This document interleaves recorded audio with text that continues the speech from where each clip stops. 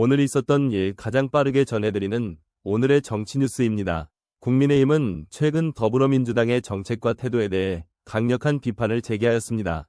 국민의힘 측은 더불어민주당이 국민의 안전과 이익을 소홀히 하면서까지 무리한 정책을 추진하고 있다고 지적하였습니다. 특히 더불어민주당의 대북 및 대중정책이 국가 안보를 위협하고 있다고 강조하며 이에 대한 즉각적인 수정을 요구하였습니다.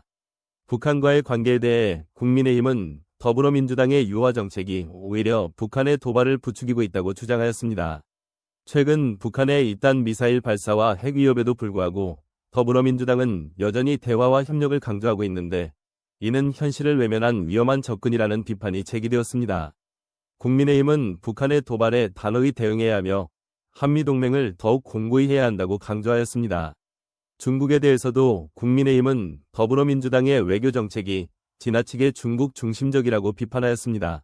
중국의 경제적 압박과 영해 침범 등 공세적인 행보에도 불구하고 더불어민주당은 명확한 입장을 내놓지 않고 있다는 것입니다. 국민의힘은 중국의 불공정한 경제 행위와 안보 위협에 대해 확고히 맞서야 한다고 주장하며 미국 및 자유민주주의 국가들과의 협력을 더욱 강화해야 한다고 피력하였습니다. 더불어민주당의 국내 정책 또한 비판의 대상이 되었습니다. 국민의힘은 더불어민주당이 추진하는 재정정책이 과도한 복지 확대로 인해 국가 부채만 증가시키고 있다고 지적하였습니다. 경제성장보다 분배만을 강조하는 정책이 결국 국민의 삶을 더욱 어렵게 만들고 있다는 것입니다. 또한 부동산 대책의 실패로 서민들의 주거 안정이 흔들리고 있는데도 더불어민주당은 효과적인 해결책을 내놓지 못하고 있다고 비판하였습니다.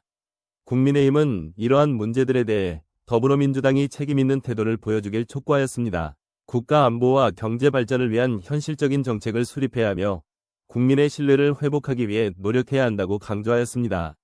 아울러 국민의힘은 자유민주주의와 시장경제 원칙을 바탕으로 한 정책을 통해 국가 위기를 극복하겠다는 의지를 분명히 하였습니다.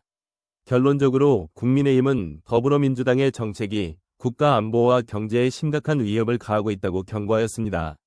북한과 중국에 대한 유화 정책을 재검토해야 하며 국민 생활을 고려한 실용적인 정책으로 전환해야 한다고 주장하였습니다. 국민의힘은 앞으로도 국민의 안전과 번영을 최우선으로 하는 정책을 펼쳐나가겠다고 밝혔습니다. 영상이 유익했다면 구독과 좋아요 부탁드립니다. 구독자 여러분 항상 감사합니다.